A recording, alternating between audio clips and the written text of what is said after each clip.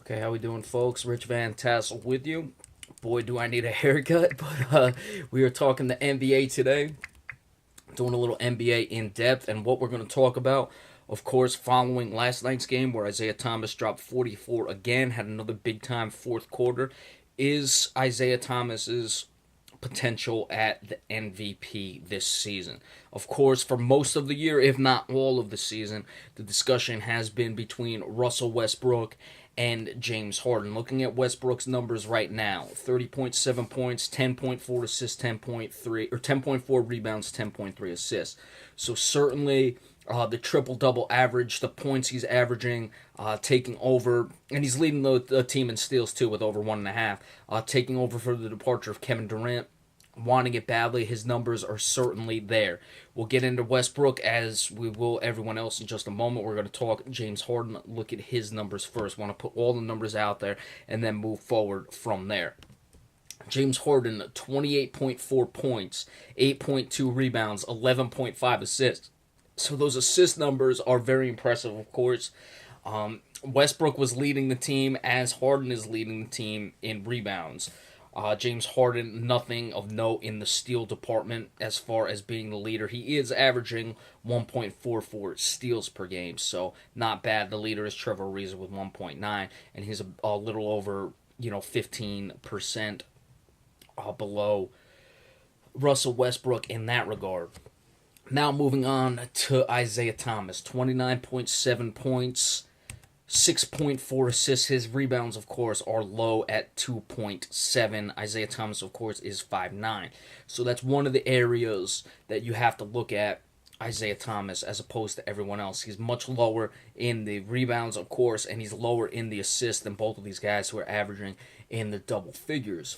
Of course, Isaiah Thomas has a few more points than James Harden, and he's just trailing Russell Westbrook. Now, we're going to have to try to eliminate the three is what we're going to do. As far as I'm concerned right now, I'll put it out there, I believe that James Harden is the leader in the clubhouse, even being a Celtics fan and even as much as I love Russell Westbrook. But what I'm going to look at is what it will take for Isaiah Thomas to win the MVP, what his cause is. So if we're looking at it, of course, the big thing going for Isaiah Thomas is his fourth quarter performances. Just the other night on national television against the Detroit Pistons, he scored, 23 in the fourth quarter. That was the third time, I believe, or fourth time this season he's scored 20 points in the fourth quarter. He's leading the league. Last night he fell short of 20, but still put up, I believe it was about 16 or 18 points. I can't remember exactly what it was. Against the Toronto Raptors, leading them back in the fourth quarter. He's leading the league in scoring at 10.5 points per game in the fourth quarter. So I'd say that's the best thing going for him. Now, of course, his numbers, as we said, when competing against Russell Westbrook, he's behind in points, behind in assists, behind in rebounds, and all that. Now, the thing that would give Isaiah Thomas the edge over a Russell Westbrook is the record that the teams have. The Oklahoma City Thunder are 28-22 to the Boston Celtics 31-18. Now you have to look at conferences. While the Thunder are seventh, it is in the Western Conference, where if they were in the Eastern Conference, they'd still only be sixth. So it's not like there's that big of a difference in that regard. The Boston Celtics are second in their conference. Of course, the assists, as we're going to discuss when it comes to James Harden as well, because I feel I would give Isaiah Thomas the nod over Russell Westbrook at this point. But the assists, when you look at it, with Isaiah Thomas, while he's only averaging 6.4 compared to Russell Westbrook, who is averaging over 10, Russell Westbrook is averaging 10.3 assists. I keep getting his rebounds and assists confused. He's averaging 10.3 assists. However, the team altogether is only averaging 21.2. No one else has above 3 in the assist department. The next highest guy is Victor Oladipo at 2.5 assists per game. When you talk about the Celtics, however, you have Isaiah Thomas, who only has 6.4 assists, but Al Horford is averaging 5.2 assists per game. Marcus Smart is averaging 4.7 assists per game. So you look you have two guys who are averaging 2 more assists per game, one almost 3 more assists per game than the next highest guy on the Oklahoma City Thunder. And the Celtics are averaging 25.4 assists per game. So the assist numbers really, while they stand out very favorably just on the surface to a Russell Westbrook, when you look at more in depth at it, and we will do so with James Harden as well, Isaiah Thomas's numbers, that mitigates it a bit, so it supports his effort for the MVP in that regard. Of course, Isaiah Thomas 27.9 in his PER. I'm assuming he's getting hammered by Westbrook in that regard. Westbrook's is only 29.1, so it's not as big a difference as I thought it would be. So you look at the numbers Westbrook is putting up just on statistics and average-wise, yet the PER is only a little better than 1 over Isaiah Thomas. And of course, we just discussed the assists. You also have a few guys, Avery Bradley 2.4, Jay Crowder 2.2. Terry Rozier is averaging 1.6 assists, which isn't a lot, but Rozier is only playing 18 minutes a game. He has not started one of them. So you see the assist numbers for the Celtics. There are a lot of guys, Marcus Smart, Terry Rozier when he's in the game. They'll run a lot of offense through Al Horford as well and put Isaiah Thomas off the ball. So that mitigates it a bit. So Isaiah Thomas, as of right now, he's my MVP over a Russell Westbrook. Between the three, I would give Isaiah Thomas the nod there. So he's got to finish with a better record and, of course, maybe elevate those assists a little more.